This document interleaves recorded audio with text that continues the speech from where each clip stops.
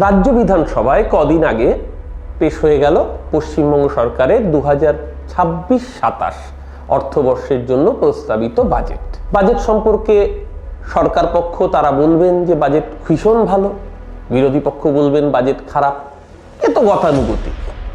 কিন্তু এর বাইরে গিয়েও একজন সাধারণ মানুষের দৃষ্টিভঙ্গি থেকে, একজন রাজনৈতিক ছাত্রের জায়গা থেকে এই বাজেটে কয়েকটা জিনিস আমার মনে হলো যেটা খুব গুরুত্বপূর্ণ আপনাদের সাথে শেয়ার করা প্রয়োজন।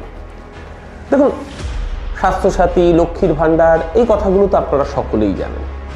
কিন্তু এটা তো ঠিক যে লক্ষ্মীর ভাণ্ডারের 1000 টাকাটা যখন 1500 হয়, বা তপশিলি জাতি উপজাতির 1200 টাকাটা যখন 1700 টাকা হয়, হ্যাঁ, কলকাতা শহরের বুকে দাঁড়িয়ে আমার আপনার কাছে হয়তো বিশাল কিছু এফেক্ট পড়ে না, কিন্তু গ্রামের ওই প্রান্তিক মহিলাটা, প্রান্তসীমার বাইরে থাকা মায়েরা, তাদের জীবনে এটা একটা বিরাট গুরুত্বপূর্ণ কাজ করে।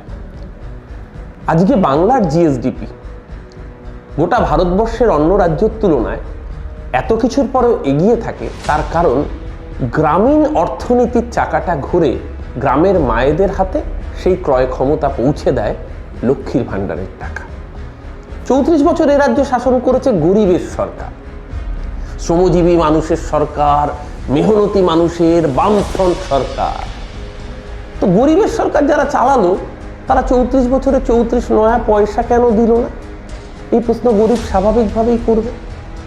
এখন সিপিএম এর বড় বড় উক্তি উদীয়মান নেতারা তারা বলছেন যে তারা ক্ষমতায় আসলে লক্ষ্মীর ভাণ্ডার, এতদিন ভাতা ভিক্ষা বলতেন, এখন বলছেন তারাও কন্টিনিউ করবেন, আরো বেশি দেবেন। তো তুমি বাপু 34 বছর ক্ষমতায় ছিলে, তুমি লেনিন ভাণ্ডার দিলে না কেন? একটা সিপিএম এর এক কোচি নেতা শুনলাম টিভিতে বললেন যে তারা ক্ষমতায় এলে লক্ষ্মীর ভাণ্ডার, যেটাকে এতদিন ভিক্ষা ভাতা ইত্যাদি বলছিলেন, তারা তো রাখবেন, তারা থেকে আরো বাড়াবেন। তো বাবু 34 বছর ক্ষমতায় ছিল, লক্ষ্মীর ভাণ্ডার তো দূরে, একটা লেনিন ভাণ্ডার করলে না কেন? বারণ তো কেউ করেনি, শুধু আলিমুদ্দিনই ভাণ্ডার করেছে, বাকি জায়গায় ভাণ্ডার শূন্য। এই যে গরিব মানুষকে গরিব রাখো, তাহলে তোমার পার্টির অফিসের পেছন পেছন ঘুরবে গরিব মানুষ। 34 বছর তোমাদের এই রূপ দেখেছে বলেই বাংলার মানুষ শূন্য করে দিয়েছে।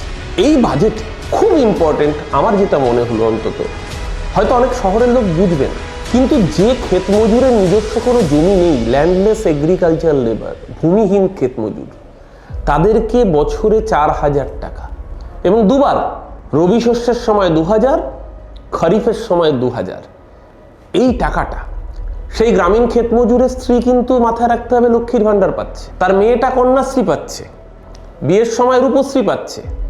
আবার কৃষক বন্ধুতে যদি তার জমি থাকে তাহলে সে টাকা পাচ্ছে, কিন্তু যার জমি নেই সে কিচ্ছু পাচ্ছিল না। মমতা ব্যানার্জির সরকার এই রাজ্যের 10.5 কোটি মানুষের সরকার, তাই যার জমি নেই সেই ভূমিহীন ক্ষেত মজুরও যাতে সেই টাকাটার সহায়তা পায় তার জন্য ব্যবস্থা করছে।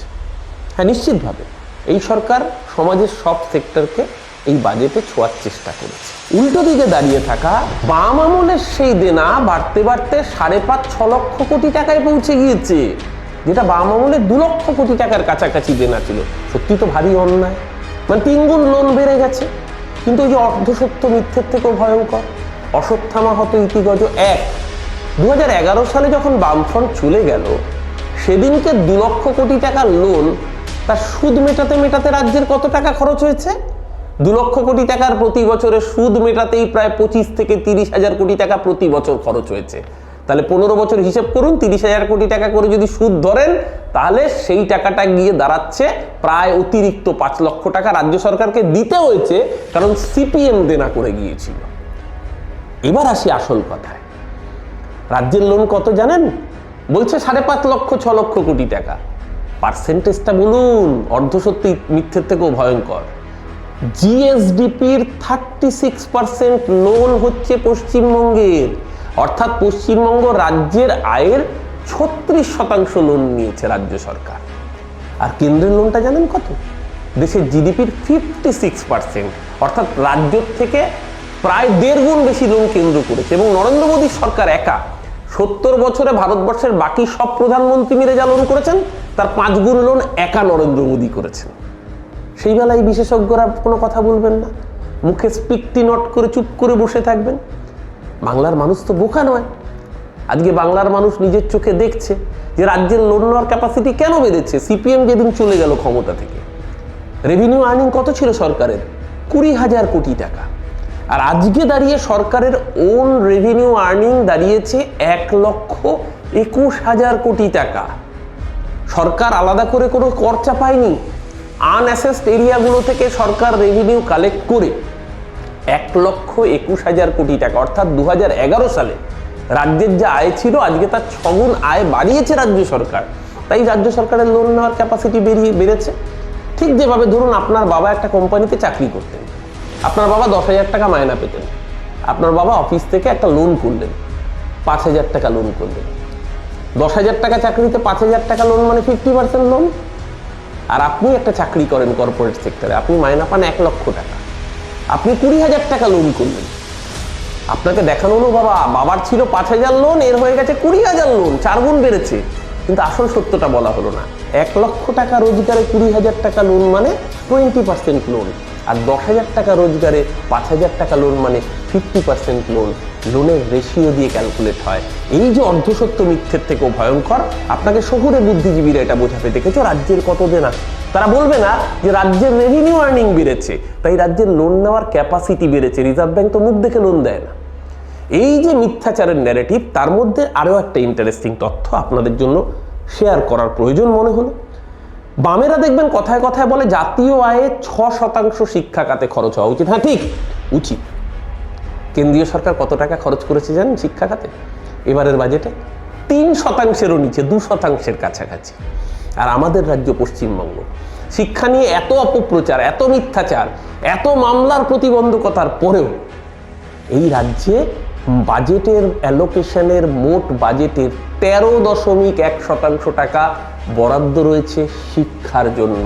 হ্যাঁ, রাজ্য সরকার তার স্কুলের ছাত্রছাত্রীদের হাতে যেরকম ব্যাগ তুলে দিচ্ছে, ইউনিফর্ম তুলে দিচ্ছে, জুতো তুলে দিচ্ছে, মিড ডে মিল তুলে দিচ্ছে, তার সাথে উন্নত পঠন পাঠনের জন্য শিক্ষক শিক্ষিকাদের মায়না থেকে শুরু করে সমস্ত সুবিধার জন্য শিক্ষা খাতে বরাদ্দর পরিমাণ 13.1%, যেটা দেশের 6 গুণেরও বেশি। তাই এই বাজেট নিশ্চিতভাবে অনেক জায়গা রয়েছে, অনেক কিছু বলবার আছে, কিন্তু একটা ছোট্ট ভিডিওতে এত কিছু বলা সম্ভব নয়। একদিকে যেরকম গরিব ভূমিহীন ক্ষেত মজুরের পাশে দাঁড়ানোর বাজেট, একদিকে যেরকম বাংলার মায়েদের পাশে লক্ষ্মীর ভাণ্ডারের সশক্তিকরণের বাজেট, একদিকে শিক্ষাক্ষেত্রে বরাদ্দের বাজেট, তার সাথে সাথে রাজ্যের অর্থনীতি যে চাঙ্গা হচ্ছে। যখন সারা ভারতবর্ষে দেখা যাচ্ছে জিডিপি ভারতবর্ষের তুলনায় স্টেটগুলোর জিএসডিপি ফল করছে, সেখানে পশ্চিমবঙ্গ ঘুরে দাঁড়াচ্ছে। তার কারণ গ্রামীণ অর্থনীতির চাকা ঘুরছে। তাই যখন জিএসটির রেট রিভাইজ হচ্ছে, সারা ভারতবর্ষে অন্য রাজ্যগুলোর রেভিনিউ ইনকাম কমে গিয়েছে, কারণ জিএসটির রেট কমিয়ে দেওয়া হয়েছে। সেইখানেও পশ্চিমবঙ্গ দেখা যাচ্ছে এই অর্থবর্ষে আগের অর্থবর্ষের যে প্রজেকশন ফিগার ছিল তাকে ছাপিয়ে গেছে। অর্থাৎ গ্রামীণ অর্থনীতির চাকা সচল রয়েছে, কারণ মমতা ব্যানার্জির সরকার, অভিজিৎ বিনায়ক বন্দ্যোপাধ্যায় নোবেলজয়ী অর্থনীতিবিদ বা অমর্ত্য সেনরা যে কথা বলেছেন, প্রান্তিক মানুষের হাতে বেনিফিট পৌঁছে দিতে হবে, সেই পলিসি মেনে সরকার চলছে।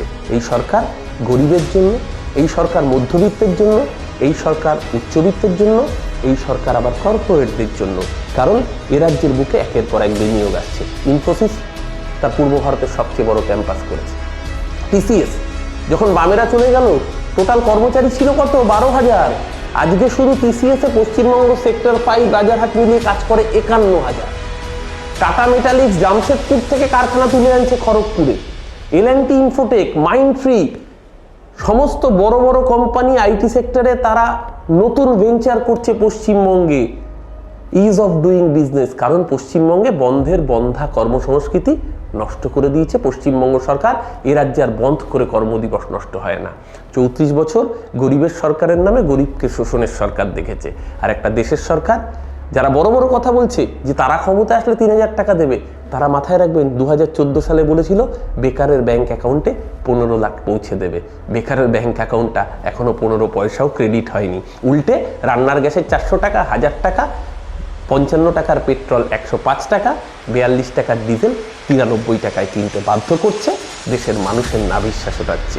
গরিব মানুষের পাশে যে থাকে 365 দিন, তার নাম মমতা বন্দ্যোপাধ্যায়, যাকে আলাদা করে বাংলার মানুষকে পরিচয় করাতে হয় না। তাই গরিবের পাশে, মধ্যবিত্তের পাশে, সাধারণ মানুষের পাশে থাকার এই বাজেট নিশ্চিতভাবে বাংলার জনজীবনে প্রভাব ফেলবে। ভোটের ফলাফল কি হবে মানুষ ঠিক করবে, কিন্তু এইটুকু বলতে পারি, বাংলার মানুষ, বাংলার মায়েদের আশীর্বাদ নিশ্চিতভাবে মমতা বন্দ্যোপাধ্যায়ের সাথেই থাকবে।